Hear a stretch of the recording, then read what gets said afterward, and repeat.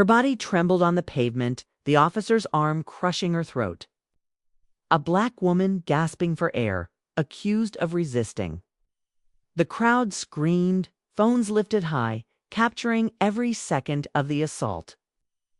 No one there knew who she truly was. Not a stranger, not a criminal, but the most powerful law enforcement official in America. And when her identity was revealed, the world would never be the same again. Welcome, story lovers. Where are you watching from? Comment your city below.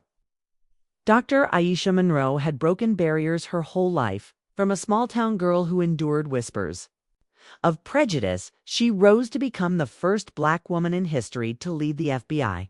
Brilliant. Disciplined, unshaken, she carried her power with quiet dignity. Unlike most in her position, Aisha preferred simplicity.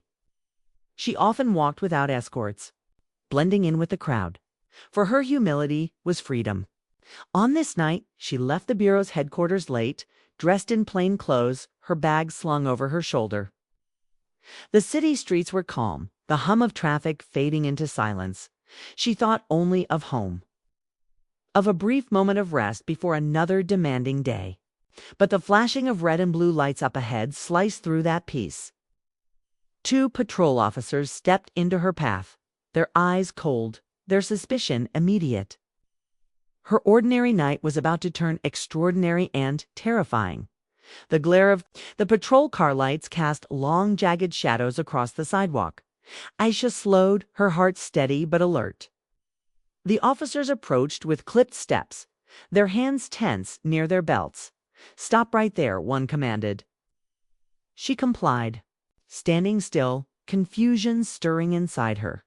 She had done nothing, but she had lived long enough to know that for someone with her skin, innocence often didn't matter.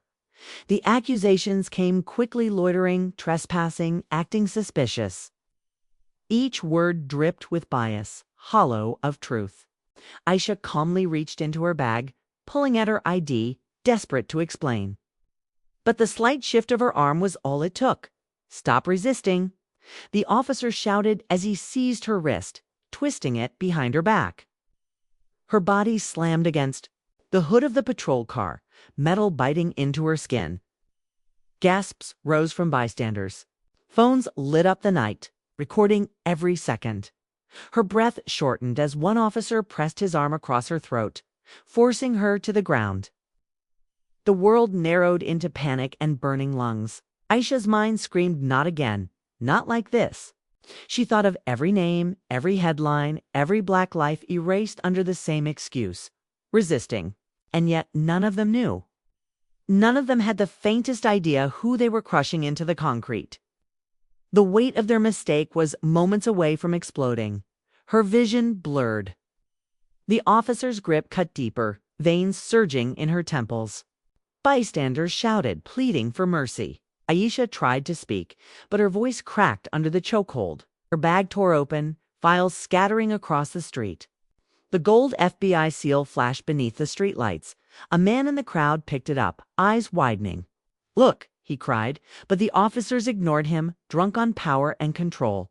Then came the voice, sharp, commanding, undeniable. A federal agent burst through the crowd, face pale with horror. "Let her go." "That's the director of the FBI." The officers froze, their hands still pressed against her neck.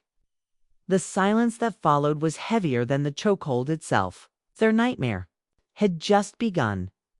Dear audience, if you're enjoying the story, don't forget to give it a like. It really helps. The officers stumbled backwards, stammering apologies, but the damage was already irreversible. Within hours, the videos swept across the internet, outrage boiling nationwide. 2 men sworn to serve had nearly killed the very leader of their own. Institution proof that prejudice blinded them beyond recognition. Dr. Aisha Monroe survived. But survival wasn't victory. Her scarred throat became a symbol, her silence louder than any speech. Because if the director of the FBI could be brutalized on the street, what chance did ordinary black citizens have? Her story became a rallying cry, etched into history as both warning and demand. Racism, unchecked, doesn't just strip dignity, threatens the very soul of a nation. Thanks for watching. Subscribe for more powerful stories and new videos.